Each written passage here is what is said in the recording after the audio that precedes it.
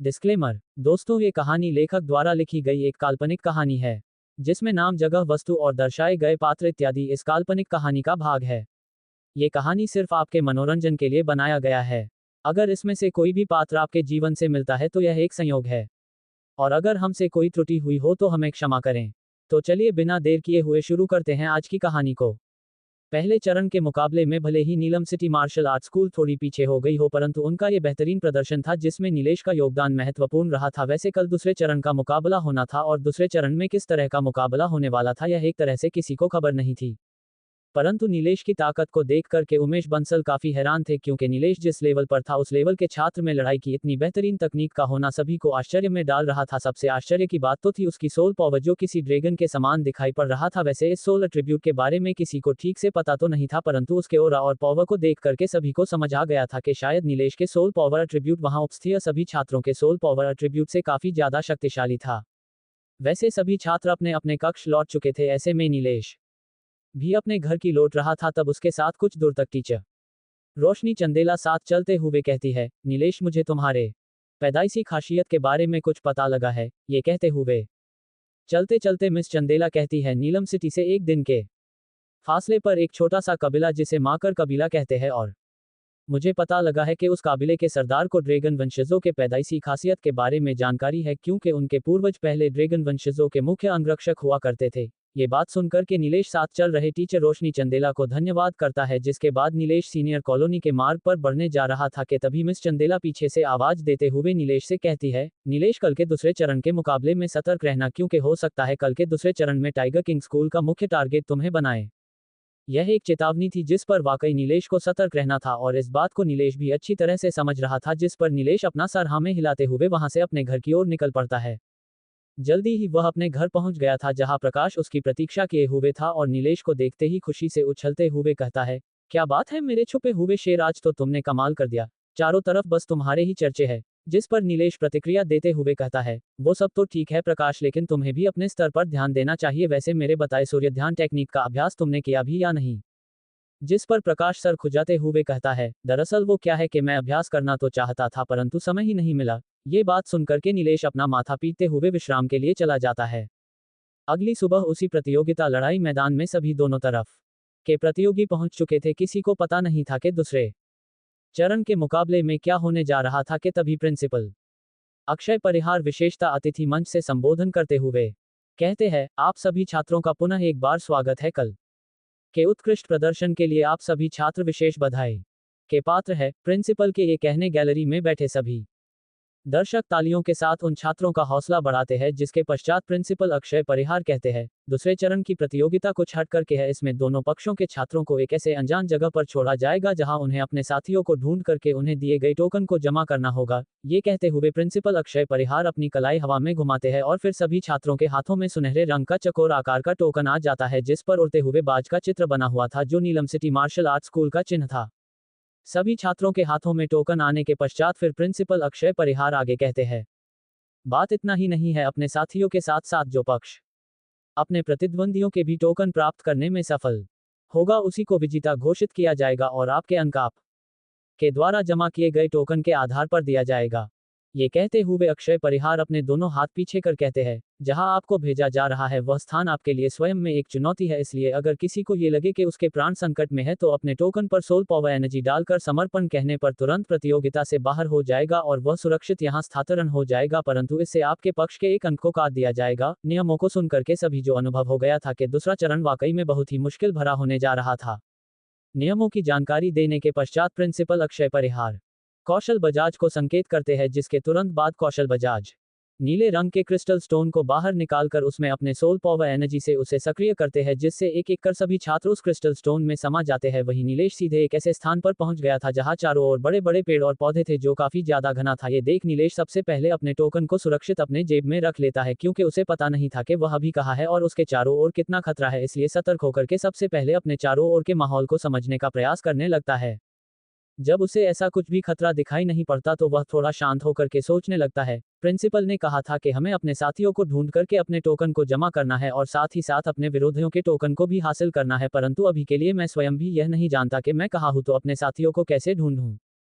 ये सोच कर के नीलेश आसपास के माहौल जो फिर से जांचने लगता है, वही सुजल खुद को एक गुफा में पाती है जहां उसे सड़ा हुआ दुर्गंध आ रहा था, और जब वह आसपास ध्यान से देखती है तो उसे चारों तरफ जानवरों के हड्डियां दिखाई पड़ते हैं और वो समझ जाती है कि वो किसी मांसभक्षी पशु के मांद में आ गई है और वह जल्दी से इस गुफा से नहीं निकली तो जल्दी ही वह पशु उसका शिकार कर उसे भी खा जाएगा, परंतु शुक्र था कि अभी उसे वहां कोई जानवर दिखाई नहीं दिया था। वही भार्गव किसी नदी के किनारे पर था जहां उसके पास से एक नदी बह रही थी और थोड़ी दूरी पर सामने उसे घना जंगल दिखाई पड़ रहा था। अगर उसे अपने दल को ढूंढना है तो जाहिर सी बात थी कि उसे जंगल के अंदर प्रवेश करना होगा, और जंगल के अंदर प्रवेश करने का मतलब था सीधे संकट के खाई में कूदना। इसलिए वह नदी के किनारे होते हुए आगे बढ़ने पर विचार करता है, क्योंकि जाहिर सी बात थी सभी पानी की तलाश में सबसे पहले आसपास की नदी को ढूंढने का प्रयास करेंगे, और किस्मत अच्छी रही तो उसे उसके साथी भी जल्दी ही मिल जाएंगे। परंतु इसमें खतरा ये भी था कि उसे अपने साथियों की जगह उसके विरोधी भी मिल सकते थे, लेकिन जो भी हो आगे तो बढ़ना ही था, इसलिए वो नदी किनारे से होते हुए वहां से चलना शुरू कर देता है। नीलेश पेड़ों और घने झाड़ियों से होते हुए काफी देर से चलते जा रहा था, परंतु वह घूम फिर करके उसी स्थान पर पहुंच जाता था जहां से उसने चलना शुरू किया था। इस तरह से नीलेश को समझ नहीं आ रहा था कि वो किस तरह उस पेड़ों और झाड़ियों के भूलभुलैया से बाहर आए, क्योंकि ऊंचे और घने पेड़ों के चलते उसे सूरज भी दिखाई न हो पड़ रहा था जिससे वह दिशा का पता लगा पाए। ये देख नीलेश मन मन सोचता है, वाकई में दूसरे चरण की यह चुनौती सहज नहीं है। ये कहते हुए नीलेश एक छलांग लगता है और उड़ते हुए सबसे ऊंचे पेड़ की चोटी पर पहुंच जाता है ताकि दूर तक का नजारा वो देख पाए, ताकि वो यह अंदाजा लगा पाए कि उसे किस ओर बढ़ना चाहिए। और पेड़ के चोटी पर पहुंचने पर उसे दूर दूर तक केवल पेड़ ही पेड़ दिखाई पड़ता है, जिस कारण उसे समझ नहीं आता कि वो किस तरफ जाए। परंतु एक बात जो जिसका उसे लाभ मिला था कि उसे अब सूरज दिखाई पड़ रहा था, जिससे उसे दिशा का अंदाजा हो गया था। पेड़ से नीचे उतरने के पश्चात अपने पास के सभी विकल्पों पर विचार करने लगता है, और फिर तभी उसे कुछ याद आता है और चौकड़ी मार करके जमीन में बैठ करके ध्यान लगाने लगता है, जो एक खास तरह की ध्यान टेक्निक थी जिसे धीरेन्द्र शाह के समय पर उसने अपने पिता के द्वारा सीखा था, जिसमें अपने आसपास के क्षेत्र के बारे में जानने और वहां लोगों के ठीक उपस्थिति को पता लगाने में सहायक होता था, जिसमें ध्यान के माध्यम से चेतना के द्वारा एक खास तरह के तरंग को चारों दिशाओं में छोड़ा जाता था, जो 10 किलोमीटर दूर तक यात्रा करते हुए सामने आने वाले चीजों से टकराते हुए जाता था, जिससे चेतना में उतनी दूरी तक की एक चित्र तैयार होता था, किसी 3D फिल्म की तरह, जिसमें पेड़ पौधे जानवर नदी झरना पहाड़ पक्षी सभी चीजों का ठीक जानकारी प्राप्त होती थी, जिससे आसपास की सभी जानकारी के साथ जानवरों और मनुष्यों की उपस्थिति की भी ठीक स्थान की जानकारी उपलब्ध हो जाता था। ये तकनीक ठीक सोनार वेव के जैसे ही था, जिसके मदद से भूवैज्ञानिक जमीन के अंदर के वस्तु या खनिज के विषय में ठीक जानकारी जुटाते हैं। खैर नीलेश को जल्दी ही 10 किलोमीटर तक की पूरी जानकारी प्राप्त हो जाती है, जहां उसे कुछ लोगों की उपस्थिति का भी पता चलता है, परंतु वे लोग उसके दल के थे या फिर विरोधी दल के, ये ठीक से कह पाना मुश्किल था। परंतु नीलेश के पास उसे जांचने के अलावा दूसरा कोई मार्ग भी नहीं था, इसलिए वह उस पहले व्यक्ति की ओर बढ़ता है जो पूर्व दिशा में उससे ज्यादा दूर नहीं था। देखा जाए तो नीलेश के पास कोई हथियार नहीं था, एक तरह से वो निहा था आगे बढ़े जा रहा था कि तभी उसे आगे कुछ हलचल दिखाई पड़ता है। सावधानी से आगे बढ़ने पर उसे जमीन में बड़े बड़े पैरों के निशान दिखाई पड़ते हैं, जो किसी बड़े जानवर के लग रहे थे, जो एकदम ताजा था, जिससे यह साफ हो जाता है कि नीलेश के आसपास कोई बड़ा सा जानवर था जो उसके लिए संकट उत्पन्न कर सकता था। परंतु तभी उसे आसपास के झाड़ियों के पत्तों में खून लगे हुए दिखाई पड़ता है, जिसे देख करके नीलेश सतर्क हो गया था। वैसे खून के उन धब्बों को देख करके ये पता करना काफी कठिन था कि आखिर यह खून किसी जानवर का था या फिर किसी मनुष्य का। इसलिए नीलेश धीरे धीरे जब सावधानी से आगे बढ़ता है तो उसे सामने एक बड़ा सा जानवर दिखाई देता है, जो लगभग 16 फीट ऊंचा दिखाई पड़ रहा था, और देखने पर वह किसी भेड़िए की तरह ही लग रहा था। उसकी लाल आंखों में खून सवार था, जैसे वो किसी की जान लेना चाहता हो, और उस भेड़िए के कदमों के नीचे कोई इंसान पड़ा हुआ था जो खून से लथपथ दिखाई पड़ रहा था। उसे देख करके लग रहा था कि उस भेड़िए और व्यक्ति के बीच काफी ज्यादा भयानक लड़ाई हुआ होगा, जिसमें दोनों ही बुरी तरह से घायल हो चुके थे। नीलेश द्वारा अपने खास तरह के ध्यान तकनीक द्वारा 10 किलोमीटर के आसपास के सभी क्षेत्रों का अपने चेतना में सटीक चित्र तैयार करने के पश्चात उसके सबसे निकट स्थित व्यक्ति की ओर चल देता है, जो नीलेश से ज्यादा दूरी पर नहीं था। और जिस ध्यान के तकनीक को उपयोग नीलेश द्वारा किया गया था उसे सेल्फ कॉन्शियसनेस वेव टेक्निक यानी कि स्वचेतना तरंग तकनीक कहा जाता था, जिसे धीरेन्द्र शाह ने अपने पिता वीरेंद्र शाह से सीखा था, और आज ये टेक्निक वाकई में नीलेश के बहुत काम आ रही थी। जल्दी ही नीलेश उस ओर निकल पड़ता है जहां सबसे नजदीक किसी व्यक्ति के होने की जानकारी उसे अपने स्वचेतना तरंग ध्यान तकनीक के माध्यम से पता चला था, और उस ओर बढ़ने पर उसे एक विशालकाय जानवर दिखाई पड़ता है, जो एक व्यक्ति के प्राण लेने पर तुला हुआ था। व्यक्ति और जानवर दोनों ही पूरी तरह से लहूलुहान थे। उन दोनों को देख करके ऐसा लग रहा था कि दोनों के मध्य में भयंकर लड़ाई हुई हो, जिसमें दोनों को गंभीर चोटें आई थी। वैसे व्यक्ति को देख करके ऐसा भी लग रहा था मानो वह काफी ज्यादा थका हुआ है, उसके चेहरा खून से लाल हुआ पड़ा था, जिस कारण उसकी पहचान करना मुश्किल लग रहा था। ऐसे में सर्वप्रथम उस व्यक्ति के प्राणों की रक्षा करना प्रथम प्राथमिकता थी, क्योंकि उस बड़े से जानवर के पैरों के नीचे वह व्यक्ति पड़ा हुआ था और उस जानवर का एक बार उस व्यक्ति के प्राण लेने के लिए काफी लग रहे थे। भेड़िए सा दिखाई पड़ता वह जानवर अपने पंजे को उठा करके उस व्यक्ति की प्राण लेने ही वाला था कि तभी नीलेश अपना मूव करते हुए तेजी के साथ उस जानवर के नजदीक पहुंच करके एक जोरदार पंच दे मारता है, जिससे वह जानवर हवा में उड़ते हुए एक पेड़ से जा टकराता है। टकराव इतनी जबरदस्त थी कि उसके प्रभाव से विशालकाय पेड़ भी टूट करके जमीन पर गिर गया था। अचानक से हुए वार से वह जानवर पहले तो घबरा गया था, परंतु थोड़ा संभलने के पश्चात अपने सामने खड़े नीलेश को देख करके गुस्से से फुंकार मारते हुए नीलेश को मारने दौड़ लगता है। उसकी रफ्तार इतनी तेज थी कि हवाओं में भी एक तेज धार उत्पन्न होने लगे थे। अचानक से उस जानवर के चारों ओर लाल रंग का एक ओरा क्रिएट हो जाता है, जिसमें से निकलते एनर्जी किसी तेज धारदार ब्लेड की तरह नीलेश की ओर बढ़ रहे थे, जिसके प्रभाव से आसपास के पेड़ों के डाल डालियां कट करके जमीन पर गिरने लगे थे। ये देख करके नीलेश तुरंत अपने सोल पावर को सक्रिय कर लेता है, जिसके असर से सारे एनर्जी ब्लेड की रफ्तार जहां के तहां रुक गया था और नीलेश अपनी कलाई घुमाते हुए अपने सोल पावर से एक पावर पंच उस जानवर को दे मारता है, जो किसी आग उगलते ड्रैगन की तरह आगे बढ़ते हुए सीधे उस जानवर को जा करके लगता है, जिसके दूसरे ही क्षण वह जानवर उस पंच के टकराने पर दूर जा करके गिरता है और फिर से दूसरे पेड़ के साथ जा टकराता है और खून की उल्टियां करते हुए मारा जाता है। भाई तुम ठीक तो हो ना? तुम्हें तो काफी गंभीर चोटें आई है। वैसे तुम्हारे पास विकल्प था कि तुम अपने टोकन का प्रयोग कर अपने प्राणों की रक्षा कर सकते थे, तो फिर तुमने ऐसा क्यों नहीं किया? जानते हो ना, तुम मारे भी जा सकते थे। नीलेश ये सब उस घायल व्यक्ति से कहता है, क्योंकि पास आकर के देखने पर नीलेश उसे पहचान गया था।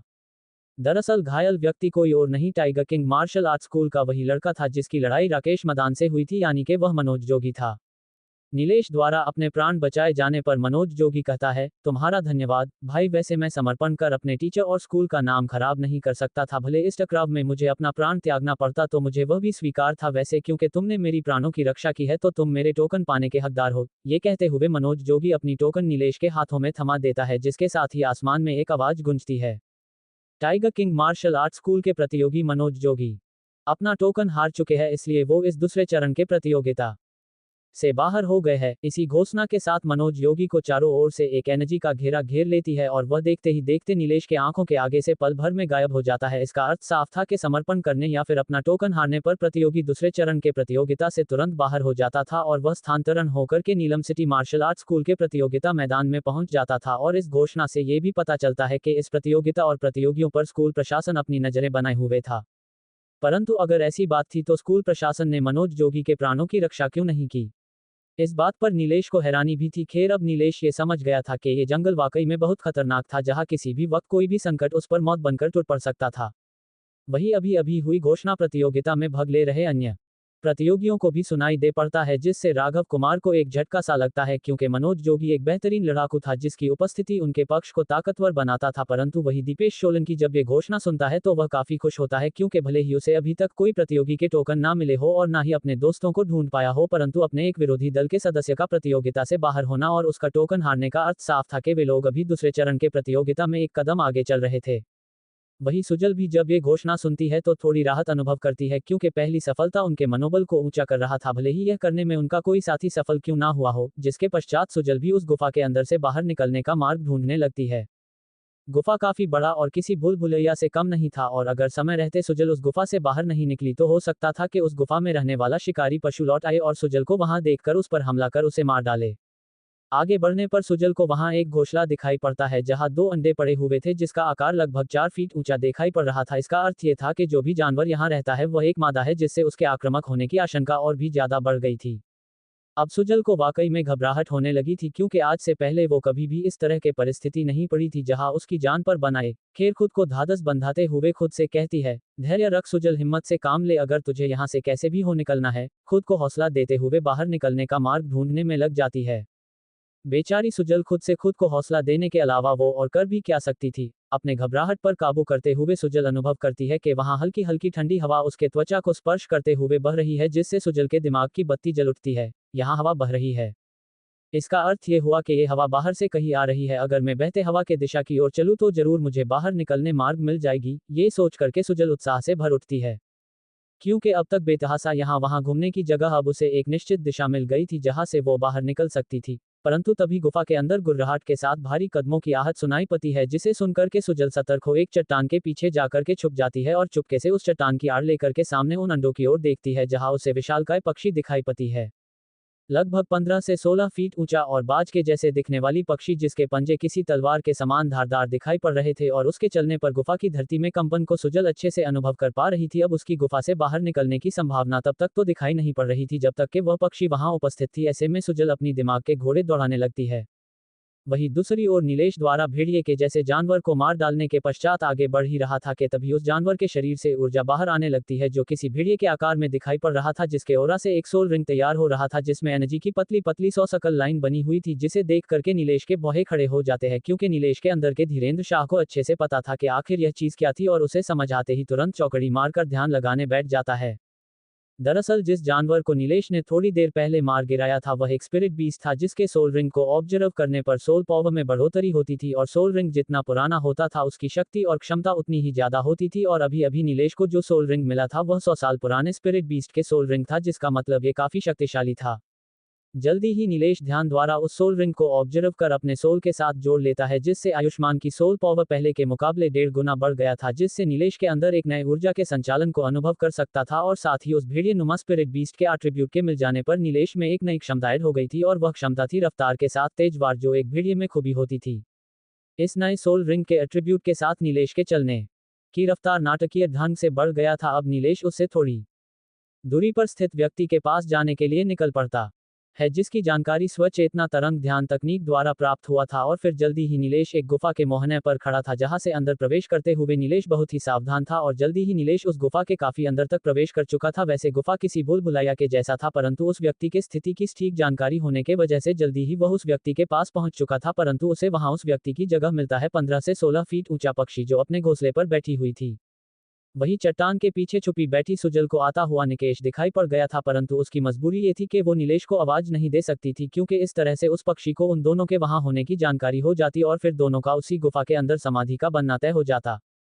खैर नीलेश भी उस पक्षी को देख सावधान हो गया था परंतु यहाँ चाहता नजरें घुमाने पर भी उसे वहां कोई भी व्यक्ति दिखाई नहीं पड़ रहा था। तभी नीलेश को एक पत्थर आकर के लगता है जिसके चलते नीलेश आसपास नजरें दौड़ाने लगता है कि तभी उसे दूसरा पत्थर अपनी ओर आता हुआ दिखाई पड़ता है जिससे बचने के लिए निकेश एक तरफ हो जाता है और फिर वह पत्थर पीछे के दीवार से जाकर के टकराता है। वैसे पत्थर नीलेश को लगी तो नहीं परंतु नीलेश को पत्थर मारने वाली दिखाई पड़ गई थी जो कि सुजल थी और वो चट्टान के पीछे छुपी हुई थी। परंतु एक बात जो बहुत बुरा हो चुका था वह यह था कि उस पत्थर के चट्टान से टकराने पर हुई आवाज के साथ ही उस पक्षी का ध्यान अब नीलेश पर आकर के टिक गया था। नीलेश जिसने कुछ देर पहले जिस भेड़िए को मारा था दरअसल वह एक स्पिरिट बीस्ट था जिसकी आयु 100 वर्ष की थी और उसके मरते ही उसके शरीर से एनर्जी एक सोल रिंग के रूप में बाहर निकलता है जिसे नीलेश द्वारा ऑब्जर्व किए जाने पर उस सोल रिंग की शक्ति नीलेश के सोल के साथ जुड़ जाती है और अब नीलेश के अंदर एक नई ताकत और नया एट्रीब्यूट भी जुड़ गया था। नई ताकत के साथ नीलेश के अंदर अब एनर्जी का संचार पहले से बढ़ने लगा था जिस कारण नीलेश को काफी ज्यादा अच्छा लग रहा था और इसी के साथ वह उस ओर आगे बढ़ जाता है जहां उसके सेल्फ कॉन्शियसनेस वेव ध्यान टेक्निक द्वारा जानकारी प्राप्त हुई थी और इस तरह से नीलेश एक गुफा के अंदर पहुंच गया था जहां उसे एक ईगल बीस्ट दिखाई पड़ता है और साथ ही साथ उसे वहां सुजल भी दिखाई पड़ती है जो एक चट्टान के आड़ पर खुद को छुपाए हुए थी परंतु एक छोटी सी भूल के चलते उन्होंने उस ईगल बीस्ट का ध्यान आकर्षित कर लिया था जो काफी विशालकाय और शक्तिशाली लग रहा था। उसके पंजे किसी तलवार के समान धारदार लग रहे थे जिसका एक वार से बड़े ही सहजतापूर्वक एक बड़े से चट्टान के भी 2 टुकड़ों कर दे। ऐसी सूरत में नीलेश और सुजल के प्राण संकट में दिखाई पड़ रहे थे। नीलेश को देख करके वह ईगल बीस्ट गुस्से से गुर्राते हुए चीखने लगती है और अपने घोंसले से उठ करके नीलेश की ओर बढ़ने लगती है जिसे देख करके नीलेश सतर्क हो उस बीस्ट से लड़ने के लिए तैयार हो जाता है। ईगल बीस्ट अपने पंखों को फैला करके अपने विशालकाय रूप को दिखता है जिस से एनर्जी का एक वेव सीधे नीलेश की ओर बढ़ने लगा था जो किसी धारदार ब्लेड से कम नहीं था। ये देख सुजल उस चट्टान जब पीछे से निकल कर जिसका उपयोग उस ईगल बीस्ट पर अटैक करते हुए नीलेश से कहती है नीलेश बचो और फिर उड़ते हुए एक किक उस ईगल बीस्ट को दे मारती है। क्योंकि गलती सुजल की थी तो वो इसलिए उसकी गलती के चलते नीलेश को कोई क्षति पहुंचे वो नहीं चाहती थी परंतु तब तक उस ईगल बीस्ट की एनर्जी वेव नीलेश की ओर बढ़ चुका था परंतु नीलेश बॉडी तभी रिएक्ट करती है और एक लावा की तरह धधकने लगता है और तेज गर्माहट भरी ओरा तैयार होता है जो किसी शील्ड की तरह से उस एनर्जी वेव ब्लेड से आयुष्मान को बचा लेता है। परंतु अब ईगल बीस्ट के नजर में सुजल भी आ गई थी जिसके बाद वह बीस्ट पलटकर अब सुजल पर वार करने के लिए तैयार हो जाती है। ये देख सुजल तुरंत अपने लॉकेट स्टोरेज से अपने लिए एक खजाना निकाल लेती है जिसे सोल बोन शील्ड कहा जाता था जो एक स्पिरिट बीस्ट बोन शील्ड था जो हर तरह के वार को झेलने में सक्षम था। दरअसल स्पिरिट बीस्ट बोन कुछ खास स्पिरिट बीस्ट के पास ही होता था। जिस तरह स्पिरिट बीस्ट के मरने के बाद उससे सोल रिंग बाहर निकलता था, उसी तरह कुछ ऐसे स्पिरिट बीस्ट होते थे जिसके मरने पर सोल बोन बाहर निकलता था, जो किसी शील्ड की तरह यानी के कवच के रूप में काम करता था। क्योंकि सुजल किसी साधारण घराने से ना होकर के एक मेयर की बेटी थी, तो उसके पास इस तरह के खजाने का होना कोई बड़ी बात नहीं थी। सुजल जल्दी से नीलेश के पास आकर के कहती है, तुम यहाँ कैसे पहुंचे? क्या तुम मेरे लिए यहाँ आए हो? वैसे ये बीस्ट खतरनाक तो लग रहा है, परंतु मुझे लगता है हमें इसे नहीं मारना चाहिए, क्योंकि यह इसलिए इतना उग्र है क्योंकि इसके घोंसले में इस बीस्ट का अंडा है। ये बात सुनकर के नीलेश समझ जाता है क्यों वह बीस्ट इतनी उग्र थी और वह अपने घोंसले को छोड़कर आगे बढ़कर उन पर हमला नहीं कर रही थी। अगर ऐसी बात है तो हमें इसके घोंसले से दूर जाना होगा, शायद ऐसा करने पर यह बीस्ट शांत हो जाए। ये सुनकर के सुजल कहती है, क्या तुम्हें बाहर निकलने का रास्ता पता है? जिस पर नीलेश हाँ में अपना सर हिलाते हुए सुजल को उत्तर देता है और दोनों सुजल के सोल बोन शील्ड की सहायता से उस ईगल बीस्ट के घोंसले से दूर जाने लगते हैं। ये देख करके नीलेश के अंदाजे के अनुसार वाकई में वह बीस्ट थोड़ा शांत हो जाता है और फिर वो अपने घोंसले में आकर के अपने अंडों के पास बैठ जाती है। क्योंकि बाहर निकलने का रास्ता नीलेश को पता था, उन्हें उस ईगल बीस्ट से बचते हुए बाहर निकलने में कोई परेशानी नहीं होती है। और गुफा से बाहर आते ही आसमान में एक घोषणा होती है, नीलम सिटी मार्शल आर्ट स्कूल के अभिषेक तांडी अपना टोकन हार चुके हैं और प्रतियोगिता से बाहर हो गए हैं। इस घोषणा से उन्हें पता लग जाता है कि उनके विरोधी को उनके साथी का एक टोकन मिल गया है और इस तरह से दूसरे चरण की इस प्रतियोगिता में दोनों फिर से बराबरी में आ गए थे। लगता है जितनी जल्दी हो सके हमें अपने बाकी बचे साथियों को ढूंढकर अपने अपने टोकन को कलेक्ट कर लेना चाहिए। इस तरह से हम और हमारे टोकन भी सुरक्षित हो जाएंगे। वैसे मेरे पास उनके साथी का एक टोकन भी है। ये कहते हुए नीलेश मनोज जोगी से मिला वह टोकन सुजल को दिखता है, जिस पर सुजल कहती है, अच्छा तो वो तुम थे जिसने ये टोकन प्राप्त किया था। ये कहते हुए सुजल काफी खुश थी क्योंकि जो भी घोषणा हो रही थी वह सभी को सुनाई दे रहे थे, इसलिए सुजल भी यह बात जानती थी, परंतु उसे यह नहीं पता था कि वह टोकन नीलेश को प्राप्त हुआ था। अब हमें यहाँ से कहाँ जाना है, क्या तुमने कुछ सोच रखा है? इस पर नीलेश आंख बंद कर कुछ विचार कर कहता, यहाँ से उत्तर दिशा की ओर कोई है, परंतु मुझे यह नहीं पता कि वह हमारा ही साथी है या फिर कोई और। ये कहते हुए नीलेश थोड़ा कंफ्यूज था क्योंकि वाकई नीलेश को नहीं पता था कि वो कौन हो सकता है, क्योंकि उसके खास ध्यान तकनीक केवल लोगों की उपस्थिति की ठीक जानकारी देती थी, उस व्यक्ति की नहीं। तो ऐसे में दोनों वहां से उस ओर आगे बढ़ने का निर्णय करते हैं जिस ओर नीलेश कह रहा था। चलते चलते नीलेश साथ चल रही सुजल से कहता है, सुजल तुमने अंदर जिस शील्ड का इस्तेमाल किया था वो सोलबोन शील्ड था ना? तो तुम्हें वह सोलबोन कहाँ से मिला? क्या तुमने खुद ये हासिल किया था? जिस पर सुजल थोड़ा अनकंफर्टेबल फील करते हुए कहती है, दरअसल ये सोल बोन शील्ड मुझे मेरे भाई ने मेरे जन्मदिन के समय उपहार में दिया था। ये कहते हुए उस सोल बोन के बारे में बताते हुए सुजल आगे कहती है, दरअसल ये सोल बोन खास spirit beast iron skull feast का है, जिसकी त्वचा खास तरह के धातु से बना हुआ होता है जो हर प्रकार के एनर्जी ब्लास्ट या फिर प्रहार को झेलने में सक्षम होता है। ये कहते हुए सुजल फिर आगे कहती है, वैसे अभी भाई 2 स्टार लड़ाई मास्टर के लेवल में है और वो नए तकनीकों को सीखने के लिए देश विदेशों की यात्रा करते रहते हैं, इसलिए ज्यादातर वो नीलम सिटी में नहीं रहते हैं, परंतु इस बार वो जल्दी ही घर आने वाले और उस बात की मुझे काफी खुशी है। ये कहते हुए सुजल वाकई में बहुत खुश नजर आ रही थी।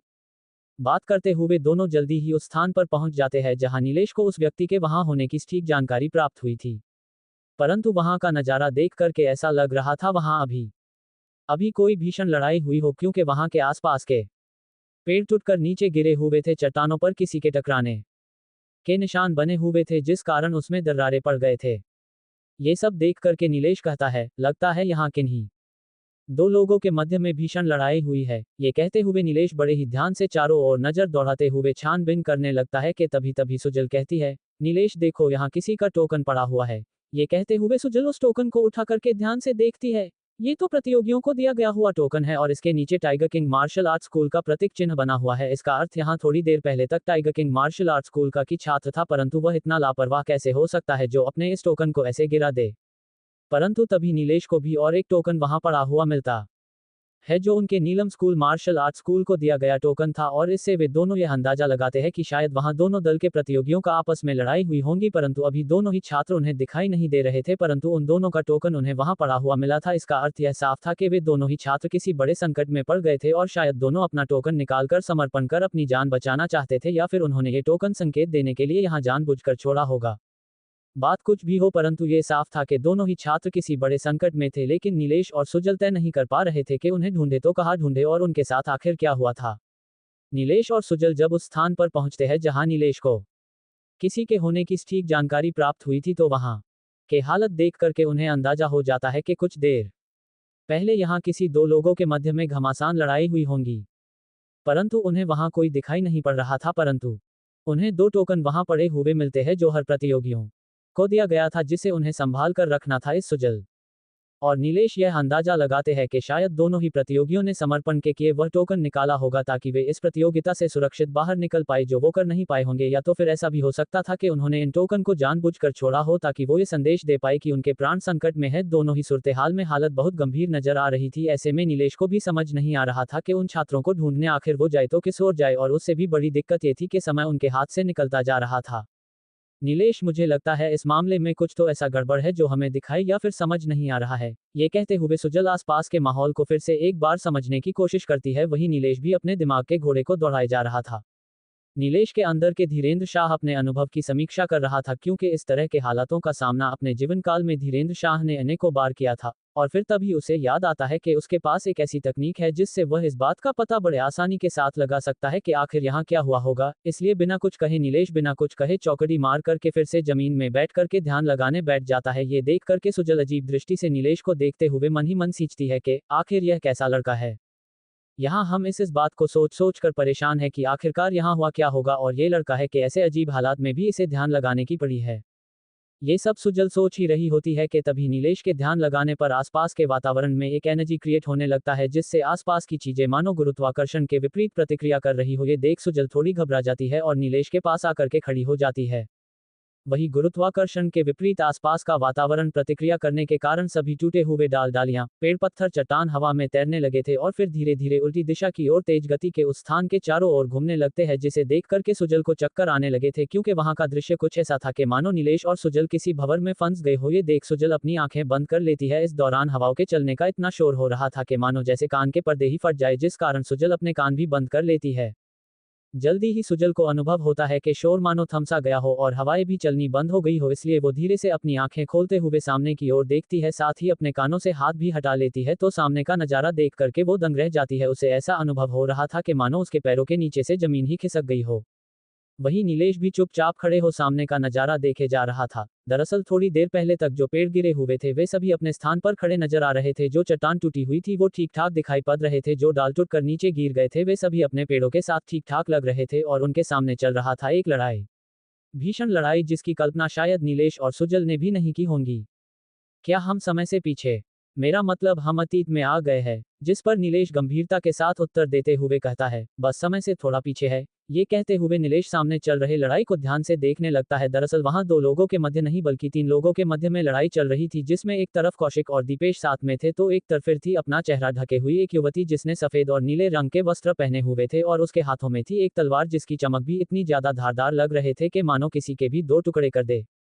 वैसे तीनों के मध्य में भीषण लड़ाई चल रही थी, परंतु उन दोनों छात्रों पर वह नकाब पहने युवती भारी पड़ रही थी। बार बार उस युवती पर दोनों के हमला करने पर भी उल्टा उन्हीं को मुक्की खानी पड़ रही थी। उस युवती के वार से कभी दीपेश उड़कर किसी चट्टान से टकराकर गिर पड़ता तो कभी कौशिक किसी पेड़ हवा में उड़ते हुए हाथ टकराता। इस तरह दोनों ही छात्र अब बुरी तरह से घायल हो चुके थे और धरती पर बेसुध होकर के पड़े हुए थे। तभी वह लड़की नीलेश और सुजल की ओर देखती हुई आगे बढ़ती है। ये देख सुजल थोड़ा घबरा जाती है और उस पर हमला करने के लिए खुद को तैयार करने लगती है कि तभी नीलेश उसका हाथ पकड़कर चुपचाप खड़े रहे को कहता है, जिस पर सुजल चुपचाप खड़ी हो जाती है और फिर नीलेश को घूरते हुए कहती है, मैं जानती हूँ कि तुम यहाँ अभी मौजूद हो। भले ही तुम मुझे दिखाई नहीं दे रहे, परंतु मैं तुम्हारी ऊर्जा को अनुभव कर सकती हूँ। अगर तुम इन्हें बचाना चाहते हो तो घाटी में आ जाना, मैं तुम्हारी प्रतीक्षा करूंगी। ये कहते हुए लौटकर दीपेश सोलंकी और कौशिक कुमार के पास जा करके उनके टोकन को वही फेंक देती है। फिर अपनी कलाई घुमाते हुए संकेत कर एक बीस्ट को वहां बुलाती है, जिसके पीठ पर उन दोनों को लाद करके खुद एक छलांग लगाते हुए हवा में उड़ते हुए वहां से गायब हो जाती है। ये देख करके सुजल के मानो होश उड़े हुए थे। उसे समझ नहीं आ रहा था कि अभी अभी आखिर उसने जो कुछ भी देखा क्या वो सच था। तभी अचानक से उनके आसपास की ऊर्जा टूट जाती है, जैसे कोई कांच टूटकर बिखर गया हो, और वे दोनों फिर से वर्तमान समय में आ जाते हैं। ये देख करके सुजल पास खड़े नीलेश से पूछती है, क्या ये सब कुछ तुमने किया था? परंतु कैसे? मैंने पहले कभी भी किसी को ऐसा करते नहीं देखा था।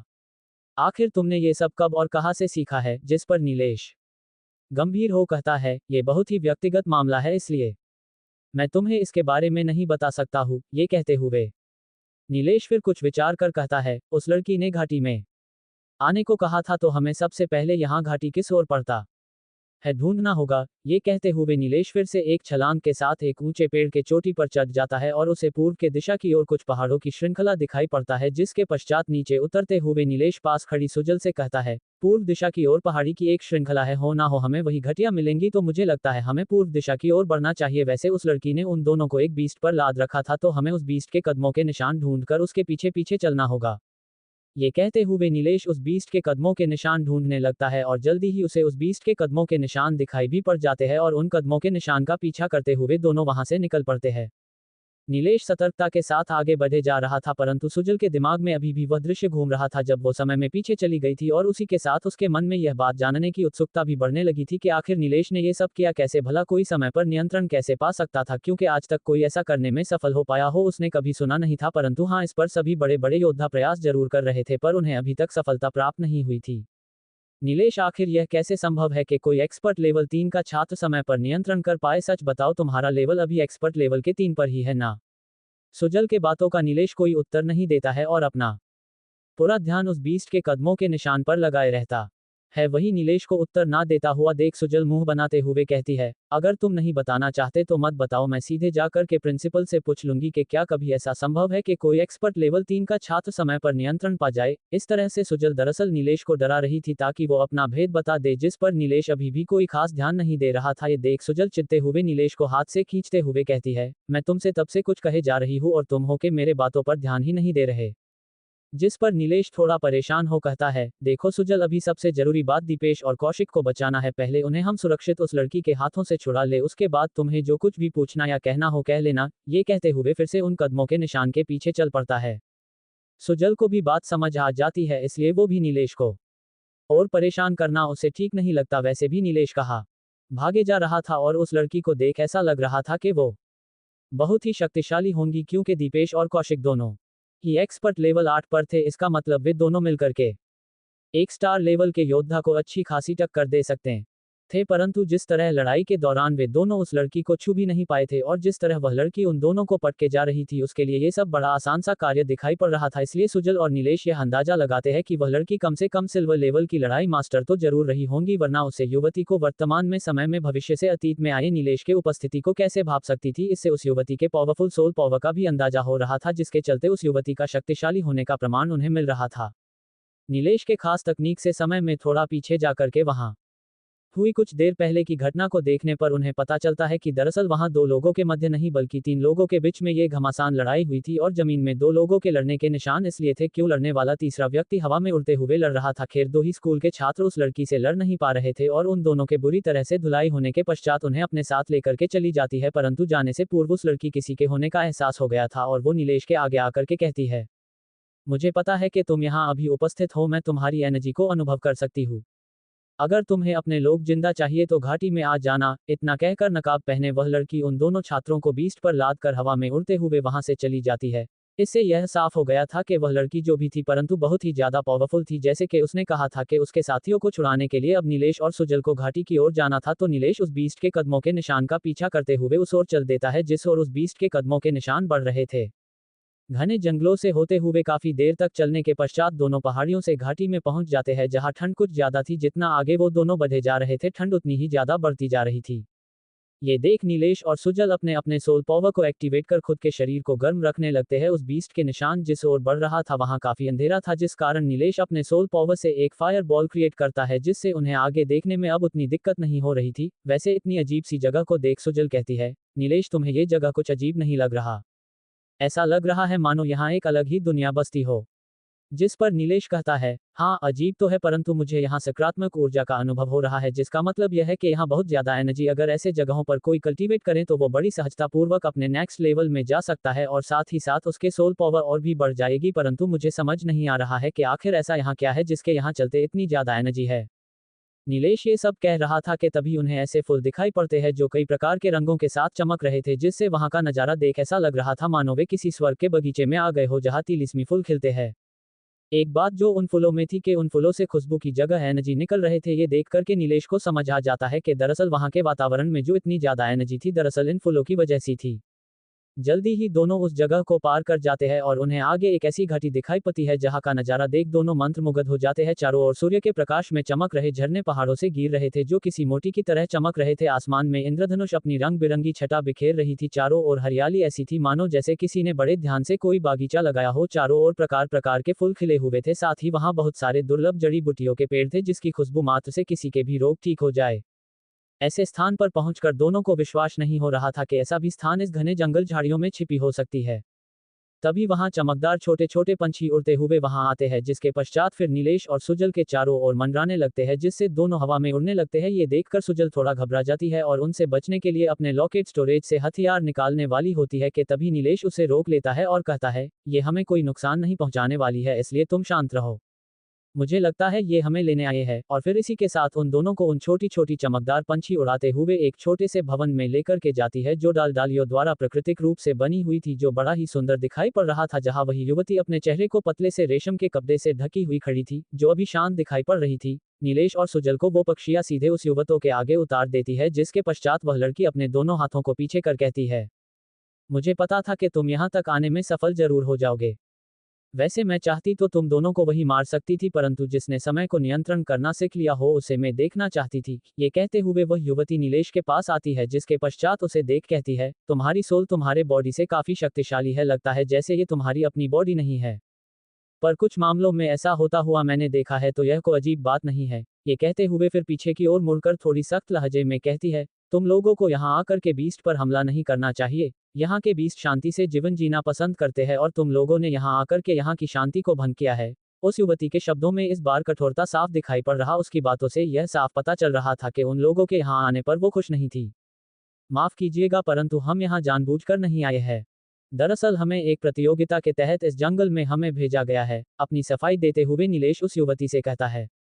जिस पर वह युवती अपनी कलाई घुमाती है, जिससे दीपेश और कौशिक एनर्जी के जंजीरों में जकड़े हुए उनके सामने आते हैं और फिर उनकी ओर संकेत करते हुए वह युवती कहती है, तुम्हारे इन साथियों ने हमारे जंगल के नियमों को तोड़ा है। इन्होंने जंगल के बीस्ट की हत्या कर उनसे उनके सोल रिंग को ऑब्जर्व किया है और इन दोनों के साथ तुमने भी ऐसी ही गलती की है। ये कहते हुए फिर नीलेश की ओर पलटकर अपने एनर्जी के ओरा को एक्टिवेट करती है, जिससे निकलते लगातार पावर वेव से नीलेश और सुजल के ऊपर दबाव पड़ने लगता है, जिसे नीलेश तो झेल पा रहा था, परंतु सुजल पर उसका असर साफ दिखाई पड़ रहा था। ये देख कर के नीलेश कहता है, मैंने उस बीस्ट को जानबूझकर नहीं मारा था। अगर मैं उस बीस्ट को नहीं मारता तो वो मुझे और मेरे साथी प्रतियोगी को जान से मार डालता। ये सुन करके वह युवती अपने ओरा को और बढ़ाते हुए कहती है, तुम लोगों की इसी बात से मुझे नफरत है कि गलती करने के बाद झूठ बोल करके खुद को सही ठहराने का प्रयास करते हो। इस तरह उस युवती के द्वारा अपने ओरा को बढ़ाने पर उस बनते दबाव के चलते सुजल के नाक से अब खून निकलने लगा था। ये देख कर के नीलेश उस दबाव को कम करने के लिए अपने दोनों कलाइयों को घुमाते हुए एक मूव कर अपने सोल पावर को सक्रिय करते हुए अपनी ओरा को फैला देता है और अपने ओरा के अंदर सुजल को लाते हुए उस पर से उस युवती के ओरा के दबाव को कम करता है। ये देख करके वह युवती नीलेश को आश्चर्यता के साथ देखते हुए उसके सोल पावर से काफी इंप्रेस होती है और फिर कहती है, अच्छा तो तुम मेरा मुकाबला करना चाहते हो। जिस पर नीलेश कहता है, अगर मुझे अपनी बात को साबित करने और अपने दोस्तों के प्राण बचाने के लिए तुमसे मुकाबला करना पड़ेगा तो मैं ये करने के लिए भी तैयार हूँ। ये सब होता हुआ दीपेश और कौशिक भी जंजीरों बंधे हुए ये सब देख रहा होता है और नीलेश को इस तरह उनके लिए अपनी प्राण दांव पर लगता देख नीलेश के प्रति उनके हृदय में काफी ज्यादा सम्मान उत्पन्न होने लगता है, क्योंकि इस तरह किसी दूसरे व्यक्ति के लिए भला कोई क्यों अपने प्राण संकट में डालना चाहेगा, वो भी यह जानते हुए कि सामने खड़ा व्यक्ति उससे काफी ज्यादा शक्तिशाली था। अब उन्हें अपने द्वारा नीलेश के प्रति व्यवहारों पर शर्म और पछतावा होने लगा था, परंतु वही उस युवती को इस बात पर कोई हैरानी नहीं हो रही थी, क्योंकि वह खुद भी नीलेश के साथ लड़ना चाहती थी। क्योंकि नीलेश के सोल पावर एनर्जी को देख करके उसे उसी वक्त यह अनुभव हो गया था कि नीलेश कोई साधारण योद्धा नहीं था और इस तरह के योद्धा से लड़ने पर जो अनुभव प्राप्त होता उससे उस युवती की अनुभव और लड़ाई में समझ और भी ज्यादा बढ़ जाती। यही कारण था जिसके चलते उस युवती ने नीलेश को अपने स्थान तक आने दिया था। इससे ये भी साफ हो जाता है कि उसने अपने बीस्ट के द्वारा वह निशान जानबूझकर छोड़े थे ताकि नीलेश को वहां तक पहुंचने में कोई दिक्कत ना हो। मुकाबला तय होते ही वह युवती अपने सोल पावर से अपने और नीलेश के चारों ओर एक एनर्जी शील्ड को तैयार करती है ताकि उन दोनों के मध्य में होने वाली लड़ाई से आसपास किसी को नुकसान ना पहुंचे। इससे यह साबित होता है कि वह युवती इतनी भी बुरी नहीं थी जितना नीलेश और बाकी के लोग उसे समझ रहे थे। क्या तुम तैयार हो? युवती नीलेश से कहती है, जिस पर नीलेश भी अपनी लड़ाई के मुद्रा में आते हुए हाँ में सर हिला देता है, जिसके अगले ही क्षण वह युवती अपने सोल पावर को एक्टिव करते हुए हवा में एक मूव करते हुए पंच मारती है, जिससे एनर्जी द्वारा तैयार लाल रंग का एक मुक्का नीलेश की ओर बढ़ने लगता है। ये देख नीलेश तुरंत अपने दोनों हाथों से उंगलियों द्वारा कई सारे मुद्राएं एक के बाद एक करने लगता है, जिससे उसके आगे सफेद रंग की एनर्जी सकल तैयार होने लगता है, जो एक प्रकार का शील्ड था जिसका आकार हर एक मुद्रा के साथ बड़ा और चमकदार हो रहा था। और फिर जल्दी ही वह एनर्जी का मुक्का उस एनर्जी शील्ड के साथ जा टकराता है। उस एनर्जी से भरे मुके और शील्ड के एक साथ टकराने पर जोरदार धमाका होता है, जिसके असर से नीलेश और वह युवती दोनों ही कुछ कदम पीछे चले जाते हैं। ये देख करके वह युवती कहती है, ओ तो तुम सोल गेटवे तकनीक भी जानते हो। बहुत अच्छे। इतना कहकर वह युवती भी ठीक अपने उंगलियों से एक के बाद एक कई मुद्राएं बनाने लगती है, जिससे उसके आगे भी लाल रंग की एक शकल तैयार होने लगती है, जिसका आकार हर एक मुद्रा के साथ बड़ा होता जा रहा था और जल्दी ही उसका वह शकल नीलेश के शकल से बड़ा दिखाई पड़ने लगा था। ये देखकर नीलेश भी अपने शकल को बढ़ाने लगता है। वही उस युवती के शकल द्वारा एनर्जी से तैयार कई सारे नुकीले सुइया जो 1 फीट तक के लंबे थे, वो नीलेश की ओर बढ़ने लगते हैं, जिसकी रफ्तार इतनी तेज थी कि वो कब जा करके नीलेश उस एनर्जी शकल से टकरा गया था। ये लड़ाई देख रहे दीपेश, कौशिक और सुजल को भी दिखाई नहीं दिया था।